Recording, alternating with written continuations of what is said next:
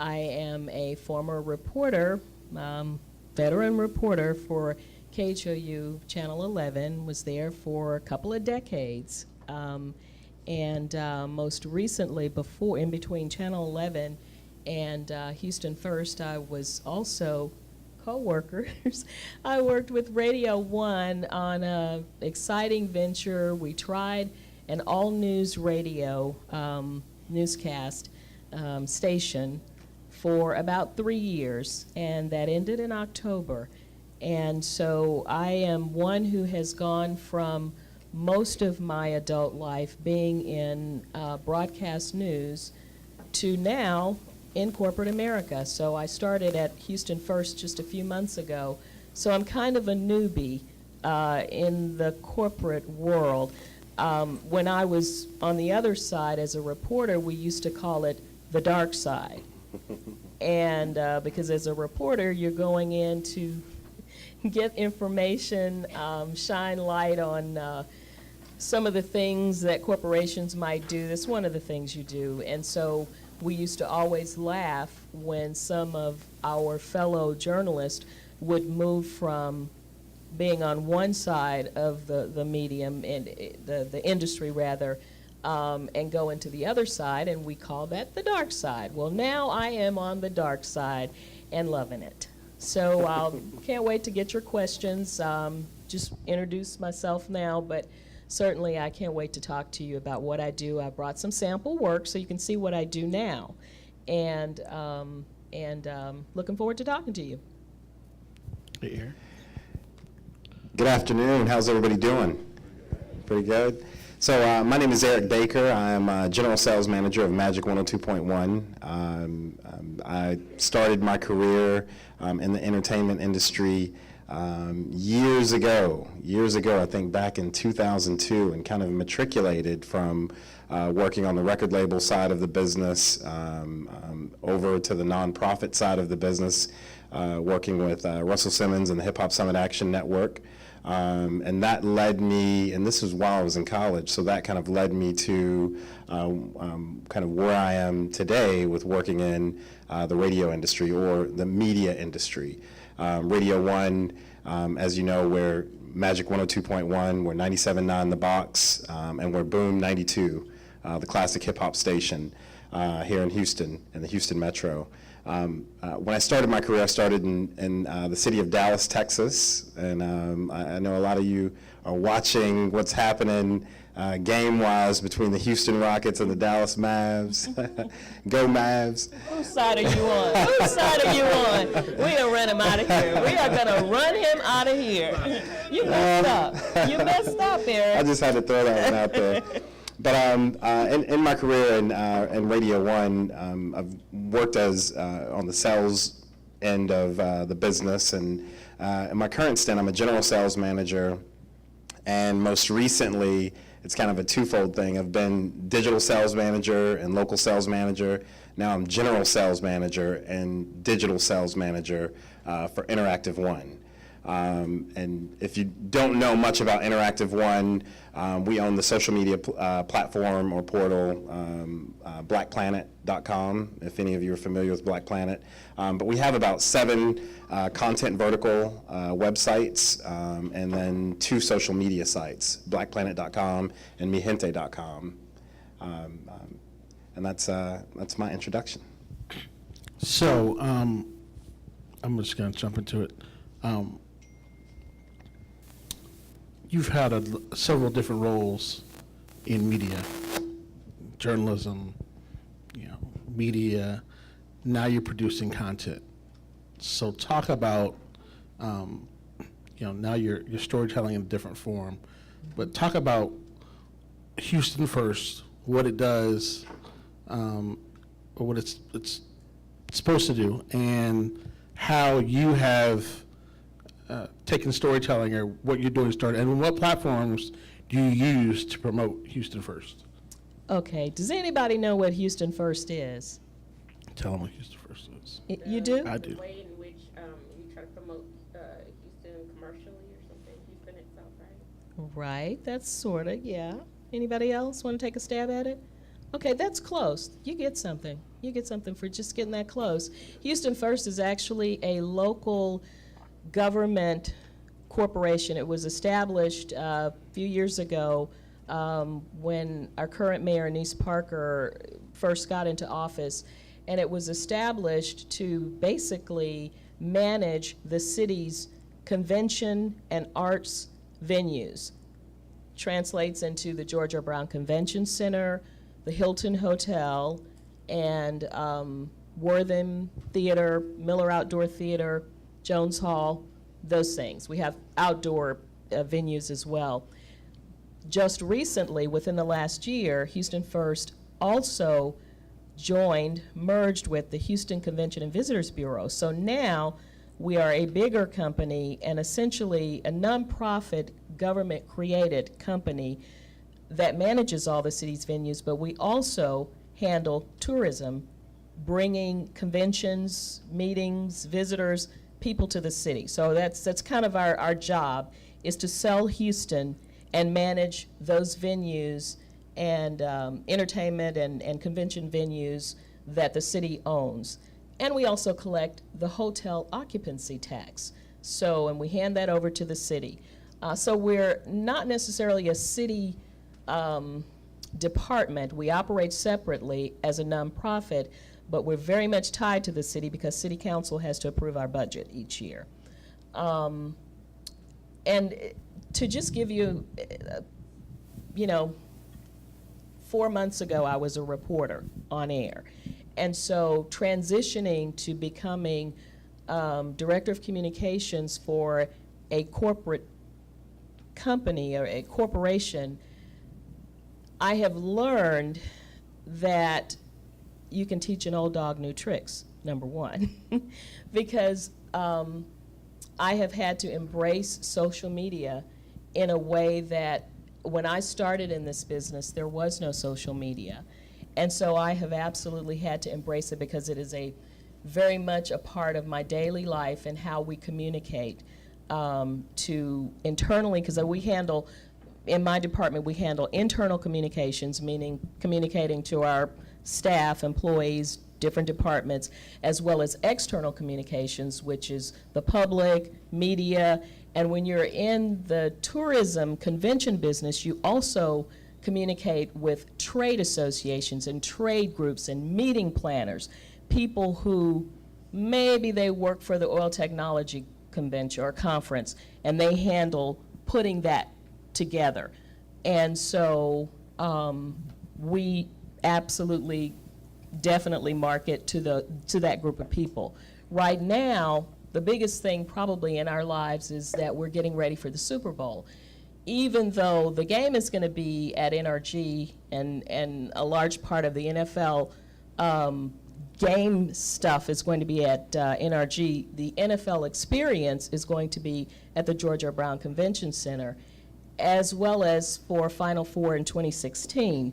We will have that in the George R. Brown Convention Center district. So we are in the process of building at least probably one new hotel that the city will be a part of, the Marriott, which will be one of the few cities in the country that has 2 convention hotels, meaning the Hilton, which has like 1,200 rooms, and the new Marriott, which is going to have another 1,000 rooms. So that makes us more attractive to attracting major conventions into the city of Houston. And I think this is one thing I've learned, if I've got the information correct. It helps our economy to have people come and visit the city. Well, beyond that, I think this is the figure, if I'm getting it correct. For every 4 people, family of 4, who visits our city, it cuts our property taxes by $1,000. So tourism is important to each and every one of us. It helps not only our economy and creates jobs, but it puts money back in our pocketbooks in terms of our property taxes. So it's a very important thing. And these are things I learned when I say teach an old dog new tricks. These are things I've learned. I've also learned how to transfer the skills that I had as a reporter. As a reporter, you never accept no. You work under deadline. You have to be a self-starter. You just have to know how to make things happen. I could not go to my news director and say I couldn't get that story and Channel 13 got it, I was at 11, or Channel 2 got it, or Fox got it, and I didn't get it because the person wouldn't talk to me. I couldn't do that. I wouldn't have lasted for 20 years. And so I have taken those skills into the workplace now. Before I go any further, let me just see, PJ, can you just, is it PJ? Peaches. Sorry, Peaches. Can you play that first thing? This is kind of just a small part of what I have to do now. That second one. Houston was founded in 1836, here where Buffalo Bayou and White Oak Bayou converge. The Allen brothers laid claim to this spot, and it was later called Allen's Landing. Today is the site of the born-again Sunset Coffee Building, another project involving Houston First Corporation.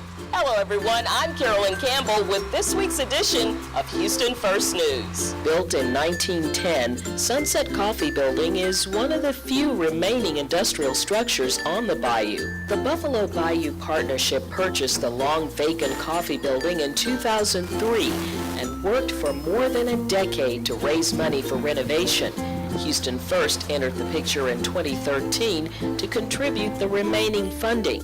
Once construction is complete, the building will feature a rooftop terrace, a paddlecraft and bike rental facility, and an outdoor plaza. We will, of course, keep you updated as we move closer to the grand reopening in early October. Houston First facility, Jones Hall, is the dean of the performing arts venues in the theater district, and next year marks its 50th anniversary. Because it's such a high-profile place and our management team there has such a hands-on role in running things, we want to introduce two key staffers who have joined us in recent months. Deborah Justice is the general manager who runs the day-to-day operations. Deborah came aboard last fall, arriving from Lubbock. Amanda Dewalt joined the team as our new event manager. You're likely to see Amanda in the lobby before, during, and after any given show. If you see them, say hello. We keep checking off the construction milestones in our convention district. On April 8th, we're scheduled to reopen the ground floor of the garage that's shared by the Georgia Brown Convention Center and the Hilton Hotel. Workers spent several months lowering the floor to accommodate the height of buses that will be dropping off guests for both the hotel and convention center. Read more about this and other developments in the convention district in Build, our email bulletin. Sign up today. It's free. If you're a die-hard Houstonian, one who wears his allegiance on the sleeve, there's a new product line that just may catch your fancy. City Seal Line is just what its name implies, Houston's locomotive logo embossed on everything, from cufflinks, money clips, and lapel pins to pen sets and mouse pads. You can only get City Seal stuff at the Visitor Center inside City Hall. Cherry Eno, manager of the Visitor Center, says the City Seal line is a popular corporate I gift. have actually had corporations that have specifically asked for me to purchase a quantity for them, and I can have them made in different metal combinations. We carry pewter and silver, pewter and gold, gold and black. We even have a pin, a lapel pin, that's a bling star, and it has a city seal in the middle. That's all for this time. I'm Carolyn Campbell for Houston First News Network. We leave you with scenes from the Sunset Coffee Building. That's just what we do, this show weekly, and that's just a very small part of what I have to do each week, because we're doing press releases, we're doing a number of other things. But I wanted to show you that, to show when I first got there, this was something they wanted to do, but they hadn't been able to actually make it happen. And so the graphic artist is now, I've turned him into a photographer, videographer, and he's a graphic artist, and so I have to drag him along. Oh, no, get this shot, and no, you got to pan, you got to do this, you got to do that. And so he's been wonderful, absolutely learning how to do this. But I guess I wanted for you to be able to see that, and I don't know what you guys are interested in, if any of you are interested in becoming reporters or, directors, writers within a newsroom. But oftentimes, you do have to find life after your career in a newsroom. And I just wanted you to see that there are ways that no matter what you learn or what you do, you can use them in follow-up careers. And so my advice to each and every one of you, wherever you decide to go, learn all you can. Be a sponge and get as much knowledge as you can from your coworkers, people you work with, because you never know when you'll be able to use it down the line. So I'm going to jump over to Eric. Eric was recently named Future Innovator in Radio by Radio Inc. Yeah. Radio Inc. magazine. So his broad media experience in his current role has made him stand out at Radio One, who all media entities are struggling with innovation, how to innovate internally. Carolyn just gave you an example that at Houston First, what they're trying to do to showcase the city. Eric and I, numerous discussions about how Interactive One and Radio One and TV One are trying to have synergy and create synergy around content, around social media. So, Eric, if you could talk about as much as you can without divulging company secrets. Yeah. Yeah, how you're trying to create innovation in the space, and then how can, what tools or skill set students need to be able to come into your organization or any media organization and stand out and, and get in there and be successful or shine. Yeah, definitely. So, a few things here. How many of you have with you a smartphone? Right? Everybody? Everybody has one, right? How many of you, when you leave home, if you've forgotten your smartphone, you turn back around, you go get it? Right? Right? What about a tablet? How many? Wow, look at that. So everybody's mobile, everybody's connected. So innovation comes in kind of waves and kind of these glimpses of genius. But what tends to happen when innovation happens, it's spurred through curiosity, right? It's spurred through curiosity. So you have someone who has identified a problem, or maybe not a problem, maybe they've just identified a simple way to improve something and to make it marginally better than what was originally presented. And these people, they start with a very curious mind, right? So it's, how can I do this differently? How can I do what's been done? How can I change the status quo and improve upon what's currently being done right now? And you go through these questions of how to make these improvements. How do you tweak it here? What if I tinker, right here to get, this, what about this idea? What if I put this in the mix? And it's kind of like being a really cool chef in the kitchen cooking up hot ideas, right? That's kind of where the essence of innovation happens. It starts with curiosity. So I'll say, especially in the media space, and I'm not a content creator, right? I'm a sales guy, and as a sales guy, like, what do? We generate ideas, right? We're problem solvers. We think through, like, how do I take what currently exists and the state that it currently exists in, and how do I make it better? Is there a way for me to make it better? Is there a way for me to improve upon it? How can I sell more tickets to the Drake concert? How can I get more consumers to go into McDonald's and buy a value meal? How can I, right? So we're constantly asking these questions that are spurred through curiosity. And the only skill set that you really have to have is to be curious.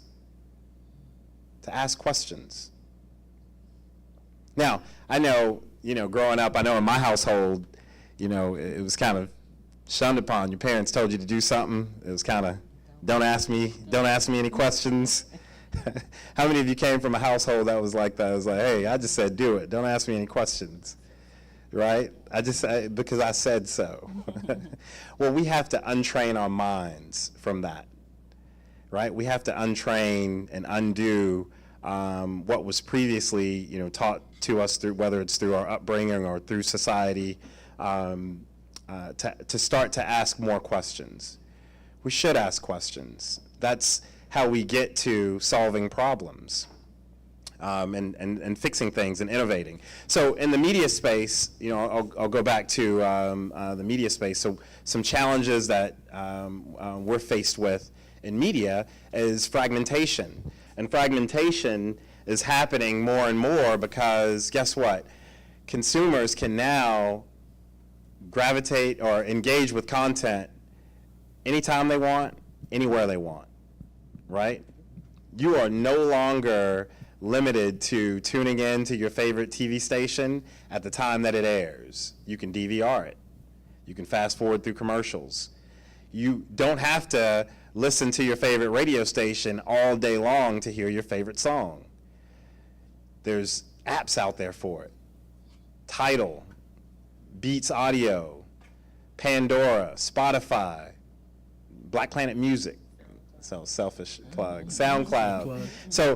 So media fragmentation has changed, really changed the way consumers consume content, right?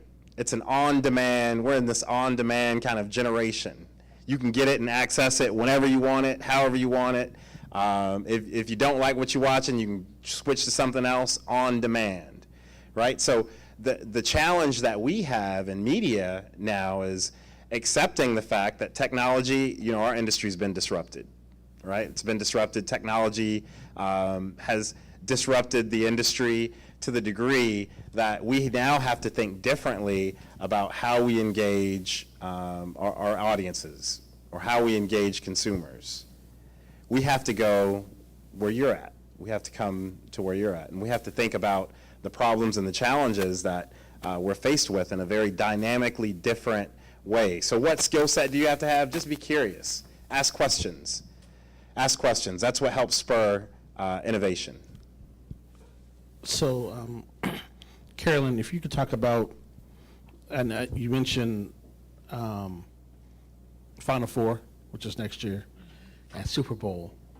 Are there internship opportunities at Houston First? What is that? How do students? I was not going to leave here before I pass this on because this just happened yesterday, and last night I had to write a job description for an internship.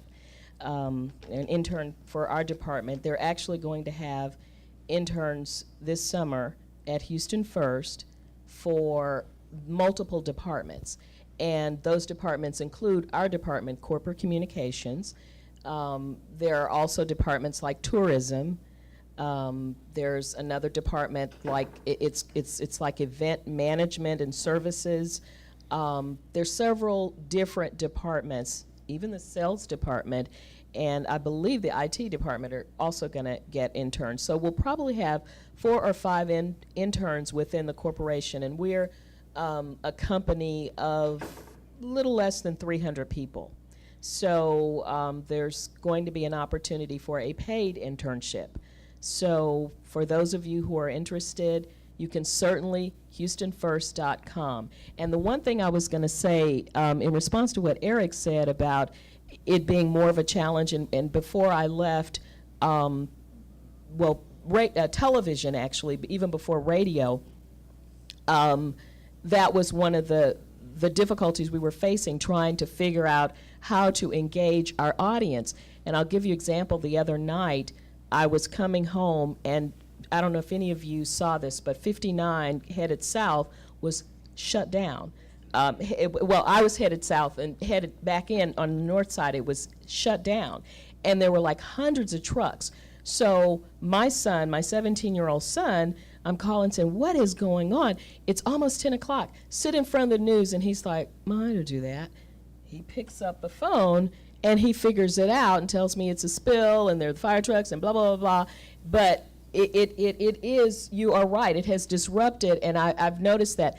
But for us, on the other side, the dark side, it is a good thing because we're able to reach our audience of public, media, through these little shows that we're doing, and we do all other kinds of things, but the trade associations, we're able to reach them without necessarily waiting on Channel 211, Fox 13 to come and put it on at 5 o'clock. So we're able to kind of control our own message. So it has benefited corporations in that way. I mean, you've heard of things going viral. Well, that's, not necessarily what we are doing, but there are companies who have done things and put out commercials that have gone viral. So without the benefit of buying time, which is the challenge that media faces to figure out a way to grab hold of that, which people like Eric are doing a good job of it. It's never going away. So, Eric, you mentioned some of your competitors are, Spotify, Tidal, Pandora, SiriusXM, podcasts. What is happening at Radio 1 I1 that you see that either content that they can create on their own, or what can somebody who's trying to get into media today, they're about to graduate, what can they do now to make themselves visible and relevant? Right. So, and that's kind of a two-part question. I'll answer it in two different ways. One, in terms of the competition, the competitive nature of the business. When you look at the Spotify's, Pandora's, these other different pure play streaming music platforms, what's happening is that they're starting to catch enough attention where they're generating some revenue. They're generating money, right? Well, traditional media and radio more specifically, to some degree, largely has been in a decline in terms of revenue. Year after year, there's revenue erosion. And that means that the money is going somewhere else, right? Advertisers are spending the money somewhere else. Well, what's happening with some of our competitors is in the audio space, that money is starting to matriculate back into radio, right? Because they're buying our quote-unquote competition, but we're all in this business of audio-driven entertainment. So the dollars are starting to shift back into this audio-driven world. Podcasts. There's very unique things that people are putting together and that they're doing. But radio is now starting to get a little sliver of that money back that traditionally would have went away and went to TV or went somewhere else. It's starting to matriculate back into the audio end of things. So would you define those other platforms as radio, or do you consider them radio? That's a good question. I'll say this because it's so funny because we were at South by Southwest when we were riding in this car. It was a Chevy. I think it was a Chevy, right? Chevy Cruze or something. And they had the dashboard of the future. Mazda. It was a Mazda. Yeah. They had the dashboard of the future, and on the dash it was all you look around on the dash, and I've got a picture of it. Look around on the dash, and there was no radio. It's like, hey, where's the radio? And the young lady driving the car was like, oh, here it is. And she starts clicking through apps, right, on the dashboard.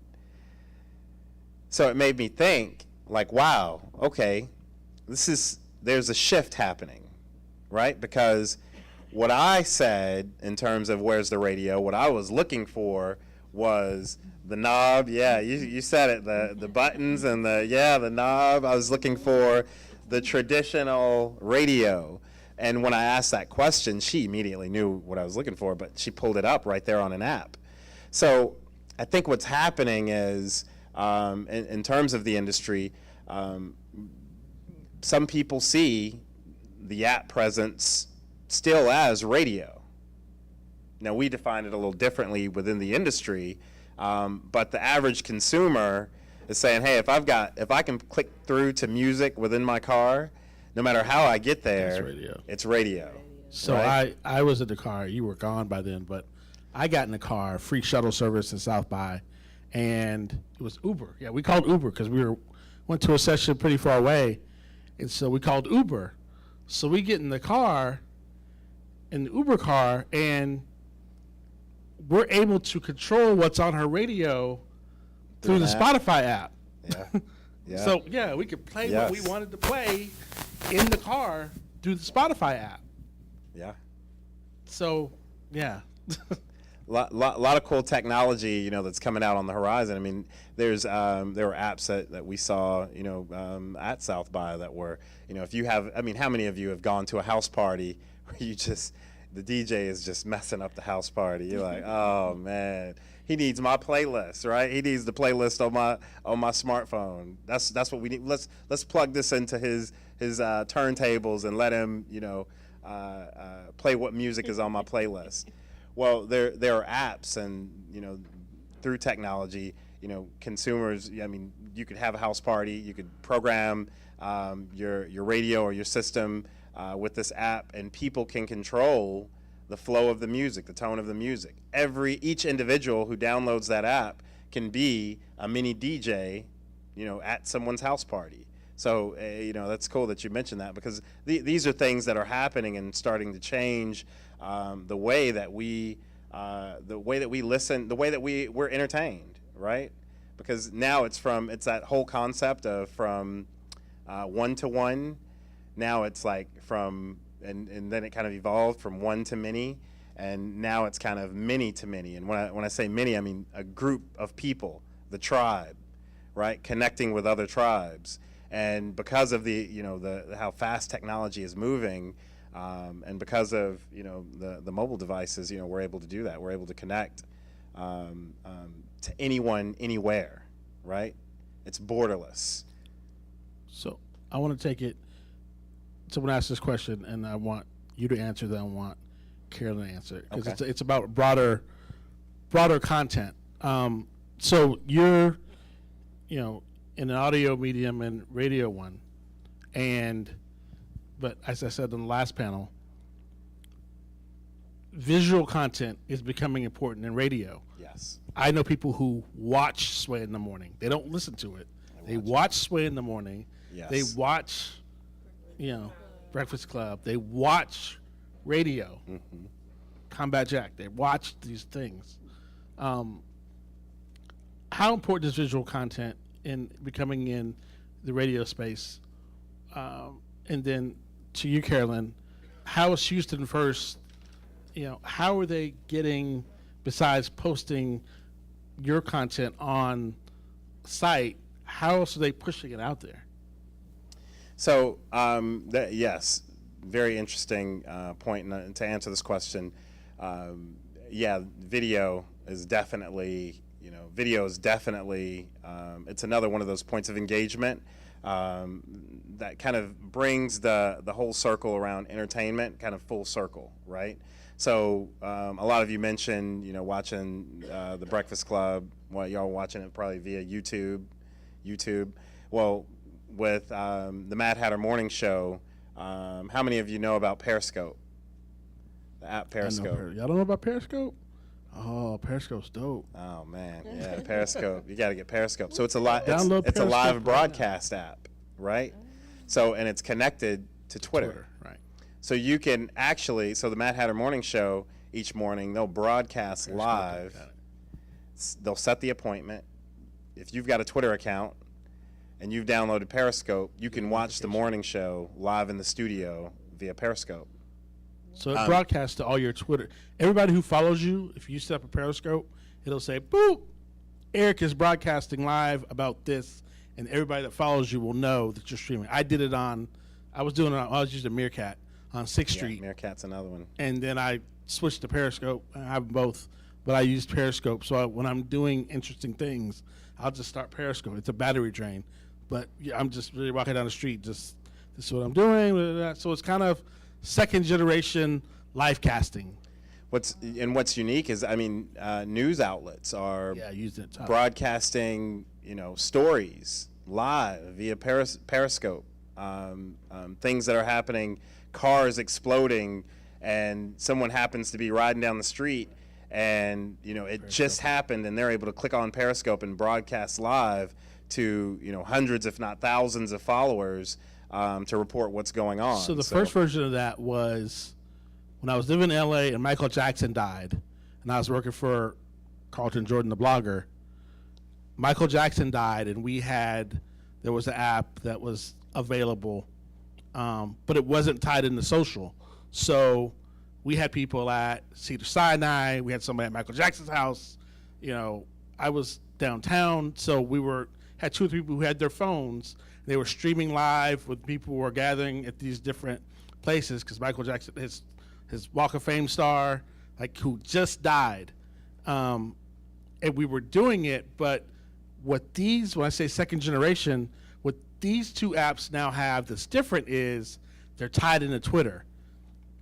5 years ago, those apps were not tied into Twitter, so you kind of had to be following. There was no way for me to let people know my social circles to know that, hey, I'm sitting at Michael Jackson's Walk of Fame star streaming this. He just died, and people were crying and kind of had to having nervous breakdowns. And, had to record it and post right, it later. we were streaming it, but we had to go back and say, hey, go on our site and look at it. But now with these 2 platforms, I'll get a blast. Questlove is backstage at Jimmy Fallon, and he's doing his thing. He's getting ready to. So it's that social piece of broadcasting and being tied into in real time, and that's changing. You should probably get on Periscope before you. I'm taking notes here. And I'm learning. And then a part of my job is right when this stuff comes out, it's how do we monetize it? Right? How do I figure out how we can make some money off of it? Right? Well, I was just going to say, I am taking notes here for sure. I will be on that app. And one of the ways that we get this out, aside from our own website, is we actually put it out on Twitter. And for anybody that's interested in doing social media, and as Eric said, being curious and finding new ways to utilize it for the benefit of the organization you're working for, if you're interested in that, that is incredible, because there'll be so many more opportunities, because it is unfolding, it's changing, and if you're able to tap into that and figure out how to help your organization utilize that, because that's what we're constantly doing, looking for ways to get this out to the specific audience that we're trying to reach, to get our information out. One of the things when we I think you said you saw the Starbucks, but when we were going to do a press conference about this virtual money, we have the first ATM offering Bitcoin, virtual money, cryptocurrency.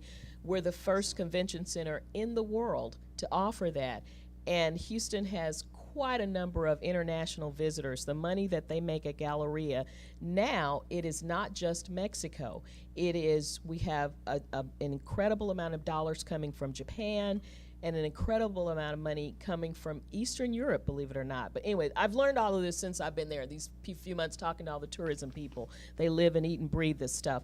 But we were trying to figure out the best way to launch this. And we did some unusual things. We went ahead and did the standard press conference, but we did some streaming.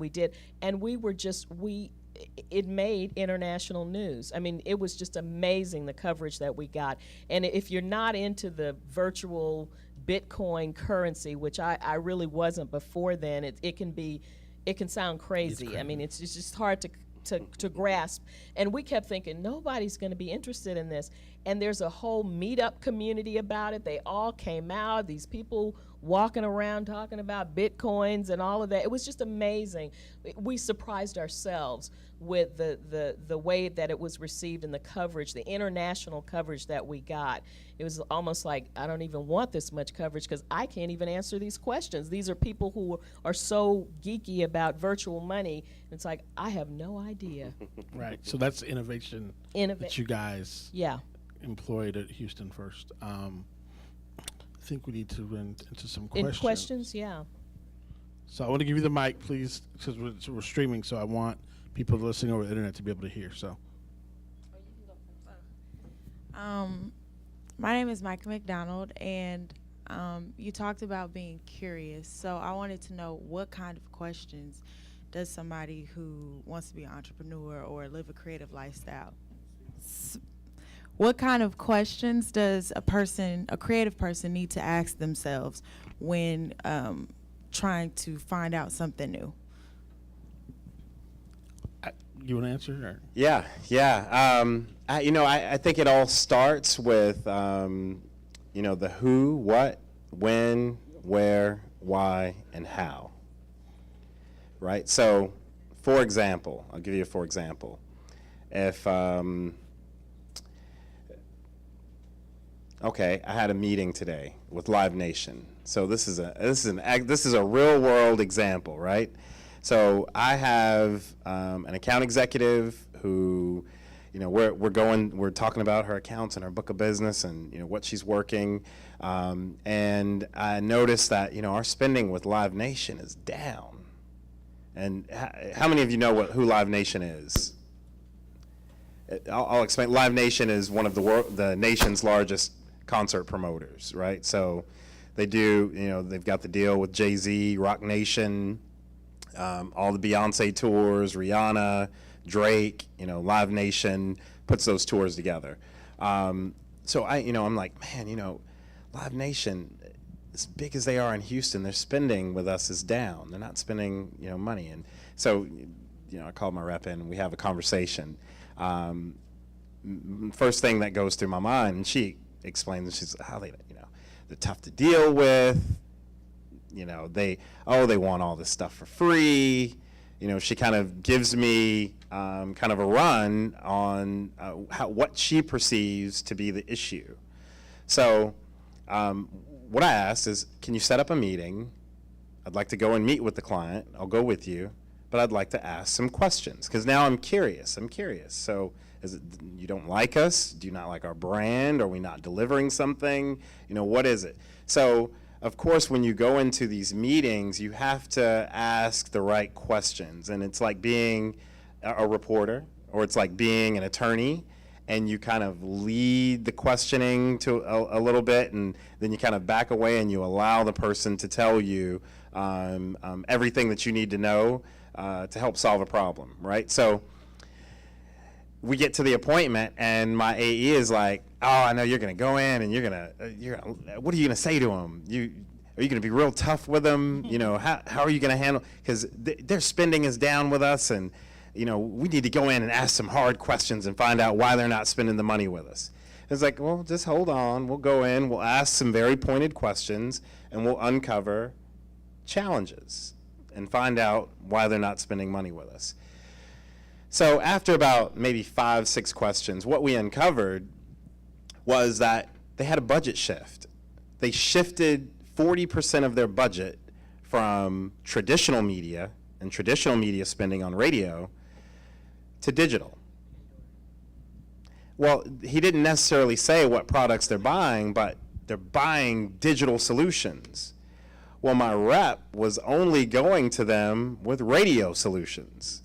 So obviously, she had not uncovered their needs or understood their needs. And in asking the right questions, we were able to uncover that, hey, the reason our spending is down is that my challenges now exist online. 95% of my ticket sales are coming from online, right? They're coming from Ticketmaster, they're coming through our apps. So I'm shifting 40% of my budget over because I've got to target more people online because that's where they're buying.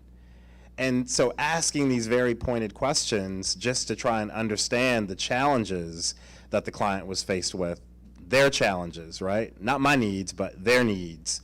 We were able to find where the money moved, right? We're able to find where the money moved. And so he was like, look, bring me ideas, bring me solutions, bring me your thoughts on how you can help me, sell more tickets, and I'll give you a portion of that budget back.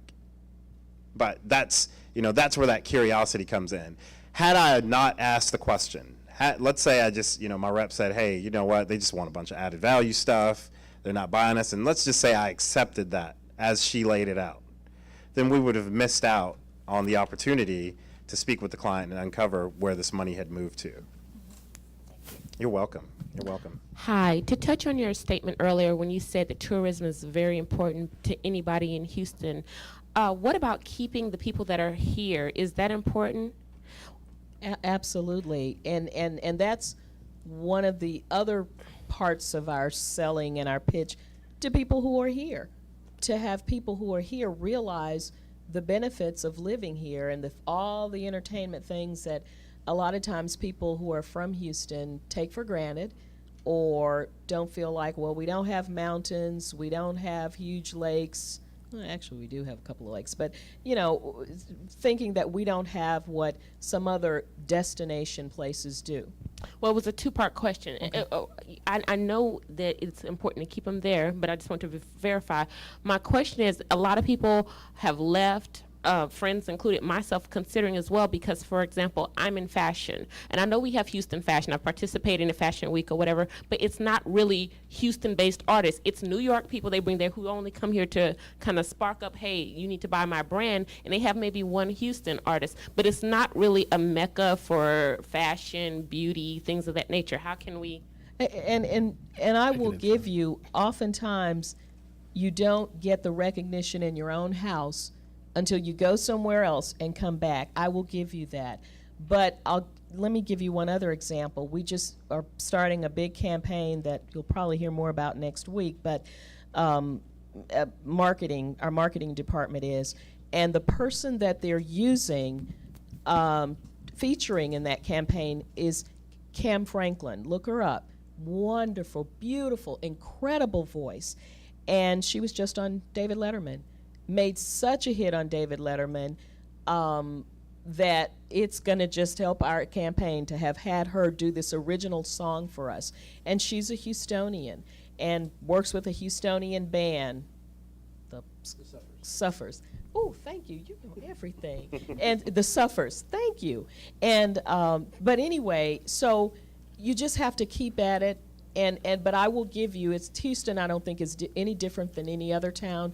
Oftentimes it's more difficult to be recognized in your own backyard, and so you do have to sometimes go away and come back. But don't give up.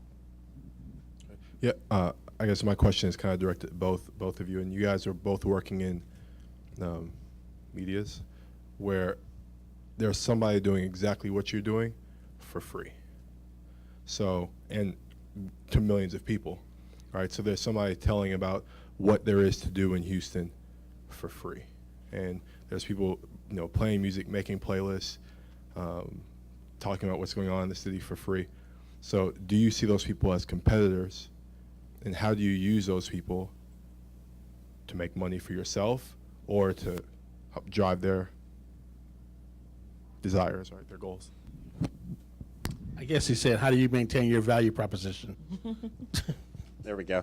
I think about it like this, right? Like, there has to be a training ground and a farm system. And what I mean by that is there are people out there who are, like, my business is passion-driven, right?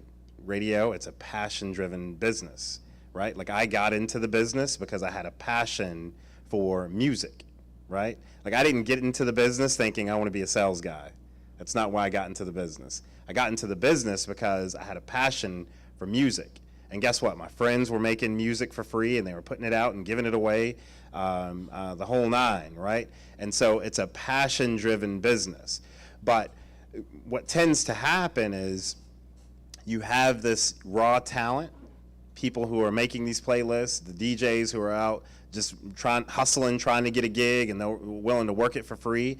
What they are doing is they are cultivating and honing their skills so that the pro team, like a Radio 1, can come along and draft them and say, hey, you know what, you've made enough noise in the streets, now we want to give you a paycheck to make some noise and help draw consumers in to our platform. So the fact that it's free, we don't see them as competitors. We see it as it's an opportunity for us to, A, for raw talent to be developed, but B, you got to have a farm system, right? Because as all of us are, get older, we grow up in age, our on-air personalities, get a little older, and the generations that grew up with them, kind of matriculate to where they're at, and there's always a younger generation that's coming up, behind them. So there's always this kind of ebb and flow of talent. And so you have to have the platforms out there where people can get out and express themselves for free. YouTube, perfect platform for people to express their creativity, express their art, and to do it for free. We're like the pro team who is out scouring, looking, saying, oh, wow, look at this guy is DJing, and he's doing all these crazy tricks. Let's have a conversation with him, and let's find out, who he is, what he's doing. Wow, look at the fan base that he's created without having to use a platform like radio to do it. That's happening in, so you and I have talked about this. So that's happening in general market media faster than it's happening in the multicultural media space. So, even though, this is the generation that's driving and creating, our legacy media properties are not innovative, and so they end up somewhere else creating for somebody else. Yeah, what was that panel we went to? YouTube All Grown Up Now? Yeah, we went to a panel, YouTube All Grown Up. All Grown Up, yeah, YouTube All Grown Up. But that was the conversation. Now you have celebrities being created off of these free platforms, right? Who make six figures. Right. Who make six figures, yeah. Some seven figures. And what happens is these traditional media companies try and come back in and say, hey, let me give you a TV show on my network. Don't you want to be with us? Don't you want to be with us, Yeah. right? One of the girls said no. One of the girls had a seven-figure offer from a network, and she's a YouTuber, and she was just like, nah, I'm good. I like what I'm doing. She's like, I like what I'm doing. She's like, I'm almost at 7 figures by myself on YouTube and my merch and my speaking engagements and all my stuff. I'm almost at 7 figures by myself. Your value proposition is not that valuable to me. And so, like, the thing I stress around here is you got to think the same way. Like, all the creating that you're doing, like, you can monetize on your own. There are platforms to monetize. You can get global distribution of your music. I can go in the computer lab in about 15 minutes, set you up with iTunes and everything, Tidal. I can get you on there in 15 minutes at about $20. You don't need the label to take, 50% of your money. I do, I just go in there and do it. The part that I think that a lot of people miss is, educating yourself about these platforms, building a team. If there's one thing we did here at South by a lot of is your team, your team, your team. Indeed. The last panel, Can't you do it heard by all yourself. these guys who were alum, that were here when I was here the first time on TSU, where we were all, a team. Like I was doing the promotions and they were doing their creating. They were a team, collaboration.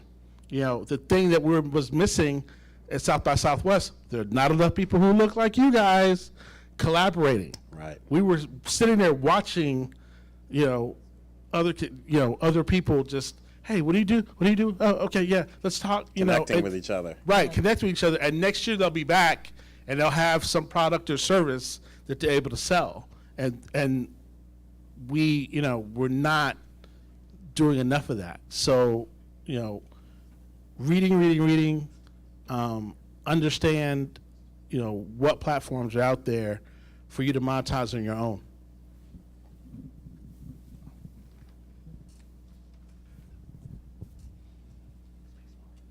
Right, thank you very much, Carolyn. I really appreciate Houston First, being part of this and supporting us, big time. Really, we appreciate it.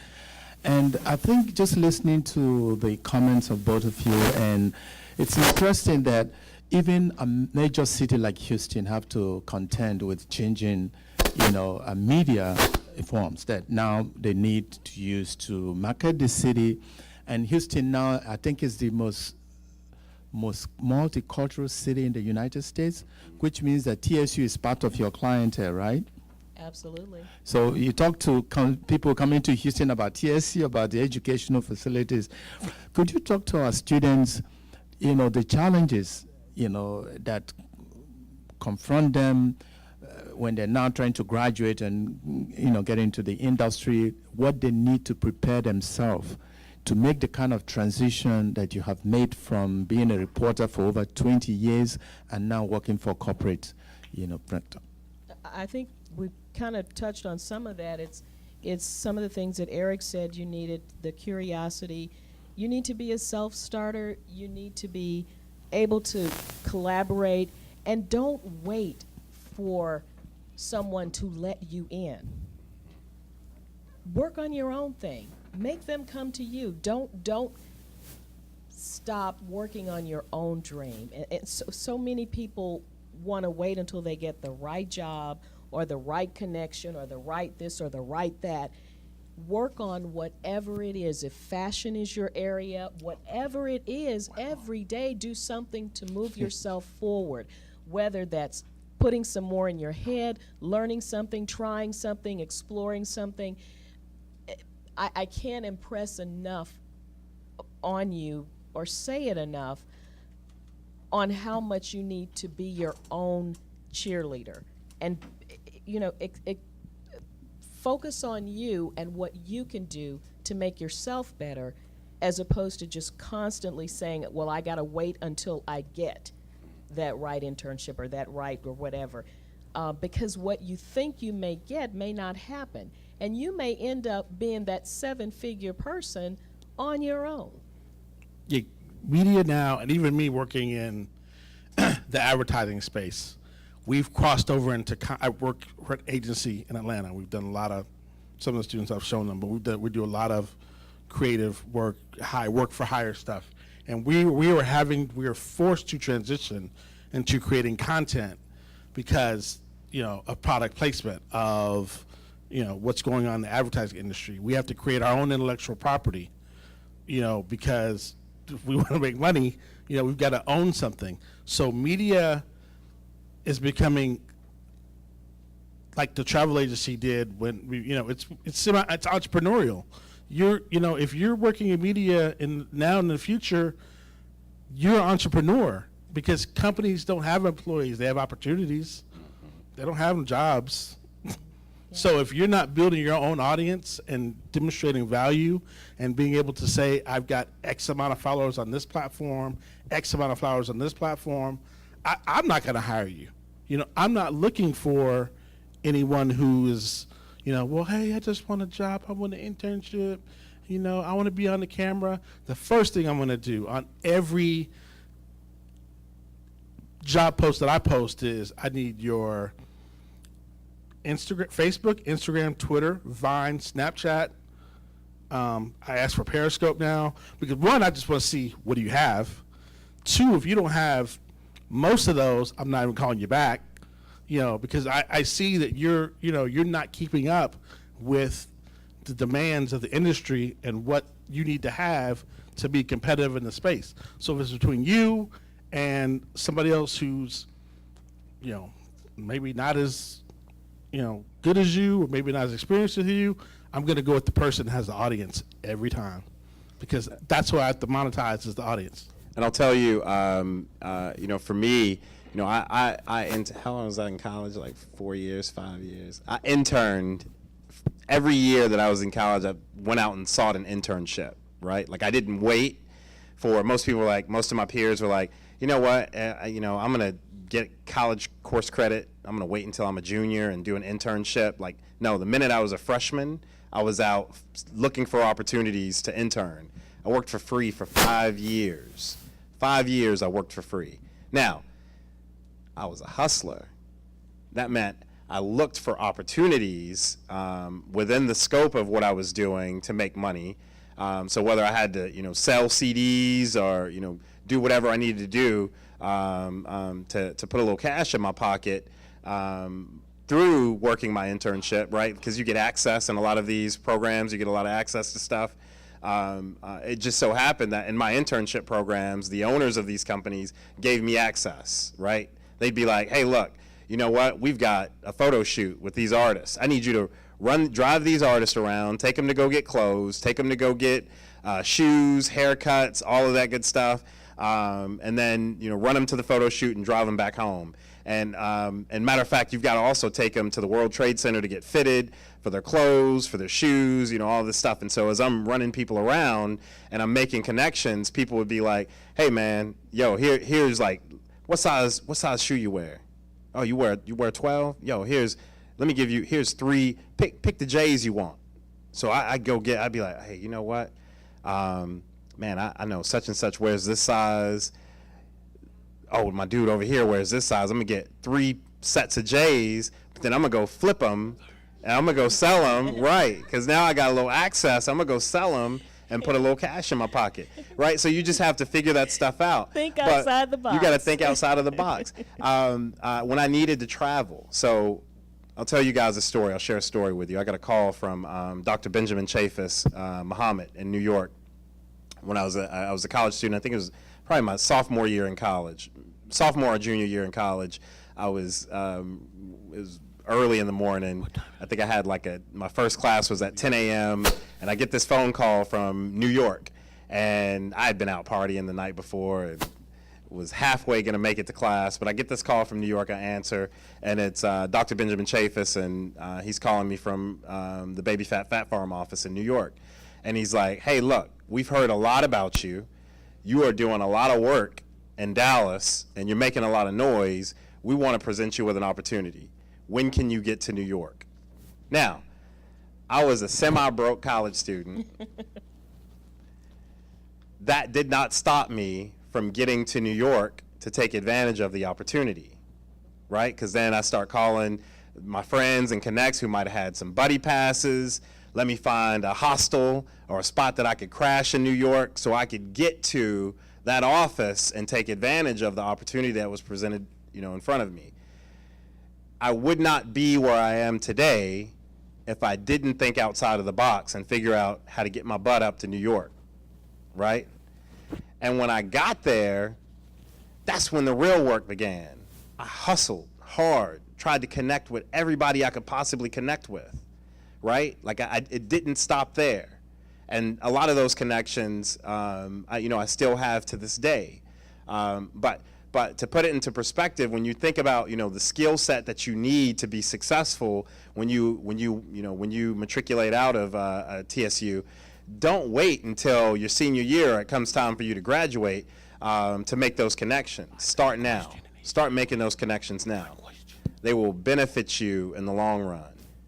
What he had was a fire in his belly, a hunger in his belly, and you have to have that too, and not let any obstacles stop you, whether one person says no or whether that's creating your opportunity where you are or figuring out how to knock that door down to get that opportunity. I was going to say I drove my first news director, who I worked for free, had to pick up his kids and drop them off every day, in addition to being able to do a story, but for free. And so you do what you have to do to get where you want to go. So on that note, we're going to, got a question? All right, last question. Oh, 2 more questions, and we got to close it out. We're obviously in the middle of conversion because we went from no radio to radio, from radio to TV, radio and TV, to cable TV. But my question is, how do you monetize the different profiles? You got 45 to 50, 50, and a lot of the mature audience have a lot of retirement money to spend. Mm-hmm. So my question is, how do you hit both profiles? Well, it all depends. It depends on the challenges that you can uncover, right? So, for example, I was in DC and I met the activation manager and the marketing director for AARP, right? And now, how much do I really know about AARP other than I think my dad is a member of AARP, my mother's a member, right? My man here is a member of AARP, but I'm the young guy in the room thinking, man, what do I know about? Man, my grandparents were members of AARP. To me, I thought, man, this is one of those brands, a legacy brand that appeals to baby boomers, right? Like, and maybe 20 years from now, I might become an AARP member, but right now it's just not on my radar. But here I have an opportunity because I'm in the room with an activation manager and a marketing director who hold the purse strings to AARP dollars, right? So how do you strike up a conversation? How do you relate? How do you build that connection? And what I found is that you find the common threads between the two, and then know that everybody who is spending money in advertising, they spend the money because they have a challenge that they're trying to solve. They have a challenge that they're trying to solve. So in my conversations, all I had to do was start to probe and ask questions about their needs, the challenges that they're faced with. What's the perspective for membership, going forward in the future? Are you uptrending? Are you downtrending? Like, what are the challenges that you're faced with? What keeps you up at night? And when I can ask those very pointed questions and uncover needs, guess what starts to happen? We don't talk about price. We don't talk about price in those scenarios.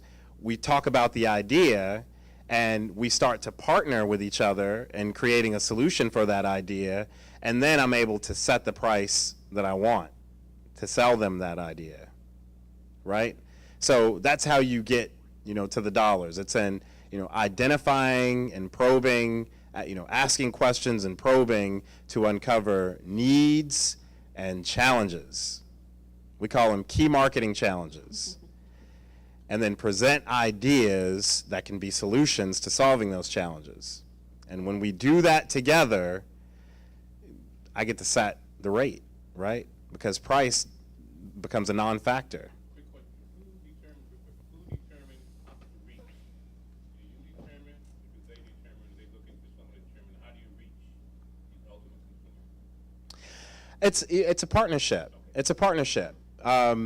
Because they may have an idea, and then I may have an idea, right? And then with two heads are better than one, we put those ideas together, and we can cook up, the ultimate solution to solving that challenge. All right, I'll be real quick with this question. This question is for you, brother, because you didn't speak much about social media, so I'm expecting you get the pleasure of not really having to use it much. And I'm young, I'm a sophomore, and I'm also a communication major. And I have social media, I have different platforms of social media, but sometimes I feel like it's a distraction to me, and that's why I kind of move away from it sometimes, and I don't use it, probably like I should.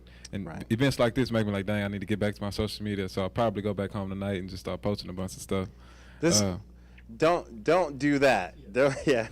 This time I'm not going to post nothing crazy. Like No, that's okay. That's okay. Look, use what works for you. Social media it's a communication tool, right?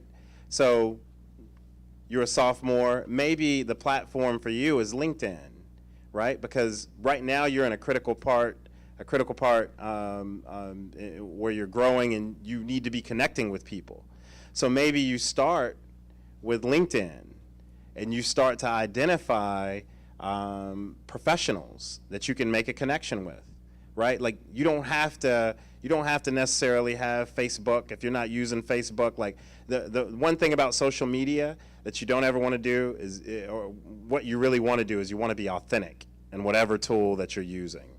So but you've got to use something. It's just figure out what's going to work best for you, right? So you may not be the guy that's going to be on Twitter and you're going to have like 5,000 Twitter followers, and only know maybe 50 people, you know, in your downline, or you may not be that guy on Facebook that's going to have 2,000 Facebook, you know, friends, but really only 50 of them are real true friends. That may not be you, and that's okay. But you can still start with a professional platform like a LinkedIn and get your network on. You know, build your connections and build your networks. Most of you all who I'm friends with on LinkedIn don't have anything in your profiles. I mean, some of you that I'm personally connected with, I'll see your LinkedIn and it's just desolate, and I'm like, well, you know, that's number one. People on because LinkedIn is a business social media platform, you know, that's how I make a lot of my connections. That's how I get a lot of jobs. That's how also, you know, because it tells you you're connected to the VP of this company through this person. And I'll just hit that person up and say, hey, I need an intro. You know, I'm doing that for opportunities or things I want to pitch. You should be doing that for internships. Yes, indeed. So on that note, we will conclude this session. See you guys tomorrow. Lots of great presentations. These guys will be available for a few minutes for questions. Thank you for coming.